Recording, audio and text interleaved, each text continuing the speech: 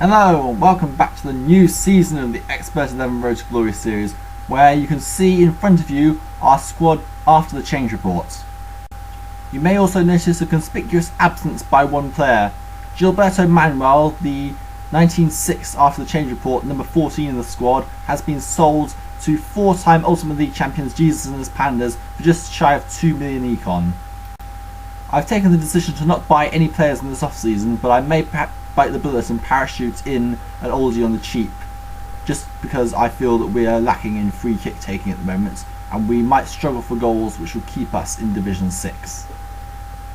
So without further ado, let's find out who our opposition will be this season. Our first opponents have quite the history in the Ultimate League. CDF Jimbo Fogo are a former Division 1 side and have spent many seasons in Division 1 under several different managers, including their current one, who is actually in his second spell as manager, with his first spell coming between seasons 12 and 17. This will be the club's first ever season in Division 6, which just shows how far they've fallen in recent times. In fact, it was just 9 seasons ago that they were in Division 1. The manager sought to turn an ageing team into something more sustainable, which he achieved, but unfortunately he found himself tactically not good enough to manage at such a high level.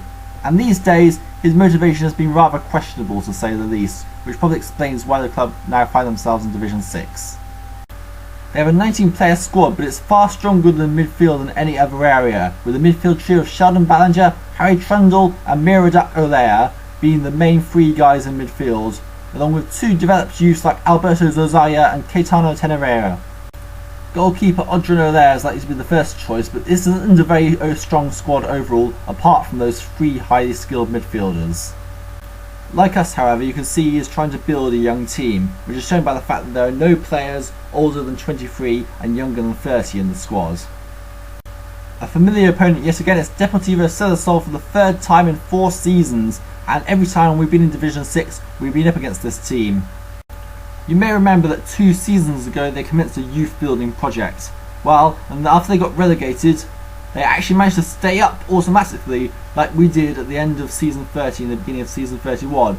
And not only that, they did it twice, so somehow they've managed to survive 2 relegations from Division 6 to remain here for a 3rd season since the start of the rebuild. In fact, I think they've been in Division 6 ever since the current manager took over, well, apart from one in Division 5 when they got relegated. The team is a bit different from before though, so let's check a look at what the team looks like now. The club is now down to just 14 players. 9 of these players were in the Deportivo squad from 2 seasons ago, with a few new additions since then like Sancho Vizio, Manolito Soriano, Miroslav Litbarski and Nacho Fernandez. Gone are Chirilio Moore, Clyde Ben, Lester Bruton, Tibi Brutasia, Felipe Pouchet, Rocco Dye and Jerome O'Callaghan. Given they were supposed to be relegated last season, I can imagine that they'll be relegated this season too, and will likely be easy pickings for most teams. Gorgui Thistle, the second of our brand new opponents for this season, managed by a Scot named Paul Weller, and when they play their home games at Tiny Castle, Gorgui Thistle was involved in a 4-way promotion tussle to Division 5, but they missed out on it and fell into mid-table in the end. The club has spent most of the last 12 seasons in Division 6, although on occasion they have been promoted to Division 5 and gone straight back down again, while also being relegated to Division 7 and gone straight back up again. It's fair to say that Division 6 is this team's level. They have a 20-man squad, and in Patrick Linner they have one of the best goalkeepers in the division. Defender Ernesto Inocencio is unlikely to play as he's retiring this season, and as you can see, probably too weak when young 23-year-old Rice Acton is ready to take his place in the starting lineup. They have 2 dangerous midfielders in Quedentado Candal and Fraser Inkster, who will likely cause some problems, and they have a good striker, one of the best in the division, in Kieran Poynton at 33 years old and 11 skill. I don't see them being a huge threat to us, but at the same time there are far more threatening sides in this division, like the one coming up next. It's our old friends Real Madrid again. The squad we beat off 2 seasons ago to get into the playoffs to get promotion to Division 5 still finds itself in Division 6, as last season they were involved in a 4-way tussle with Gorgui Thistle, which was one of their opponents, along with Belfast City and another opponent who we haven't seen yet in the divisions, to get promotion, and they missed out again, finishing in 3rd place. This season, however, they are probably the strongest they have been in quite some time. It's looking like a very solid all-round strong squad rather than the few good players they had in previous seasons. Patak Evra has retired and Luke Boucherie and Dirk Dilly are both gone from this squad. However, the defence looks the most solid it's ever been, with every first choice defender being at least 10 skill, the standout being Jarrett Fowler, signed 2 seasons ago at 29-12. Mimo Moya is set to retire and probably won't feature much as he doesn't look like he's needed anymore, with Grillo, Ruiz and Bean all ready to start. Boucherie and Dilly's departures have been made up for by the growth of Ernesto D'Aversa and Garrincha Scolari, as well as the outstanding young talent 20-year-old Mickey Ackman, who is already 9 skill. Sheesh, this is scary. As well as that, they have a very strong strike force with Jesse Sedgeries and David continuing to front the line. It is likely that the youths that they were raising 2 seasons ago will play a much bigger part in the squad this time round, especially since Ullman, Swain and Akban look good enough to start now. However, with no all-rounders in the squad and only Alexis Carcel as the keeper, it could be a problem if they get an injury. Another returning opponent, Republica Mancunia, the club who sold off their 2 best players while in the midst of a promotion challenge, which has eventually resulted in them in becoming a youth team. As you can see, they have an average age of 22 and 22 players, so the number 22 seems to be quite significant here. Their squad has changed quite a bit since the last time we met them, so let's see what their squad looks like now.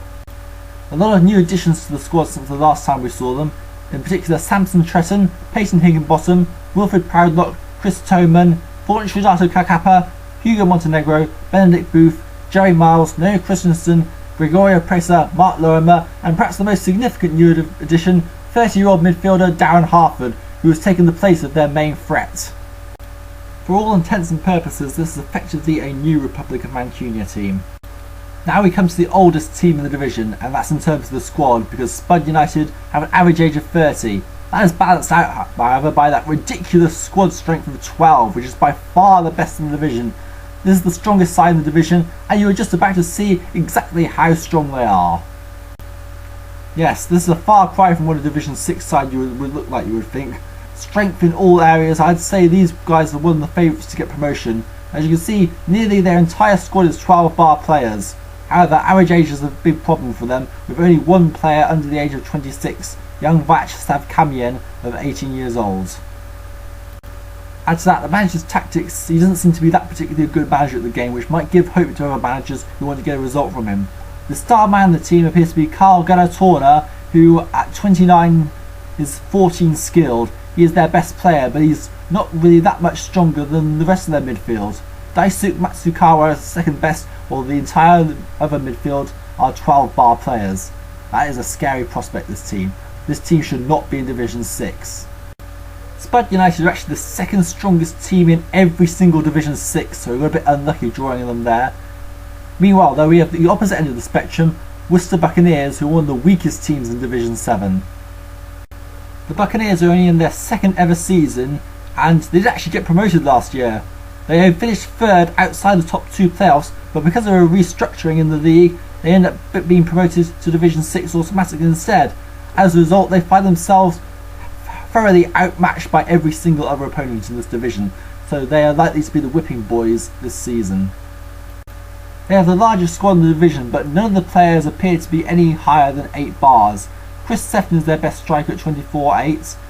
In midfield, Peter Puris is their best midfielder, while they have 2 good-ish defenders in Teddy Kirkby and Augusto Alba, but this doesn't look that too dissimilar to us a few seasons ago, and we really struggled then.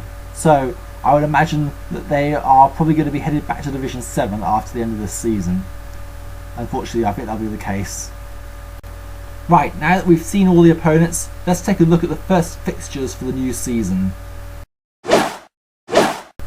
Well, after opening at Taunton Town last season, we get a home fixture this time for the first time in a few seasons. In fact, I think it was 2 seasons ago when we played Belfast City at home.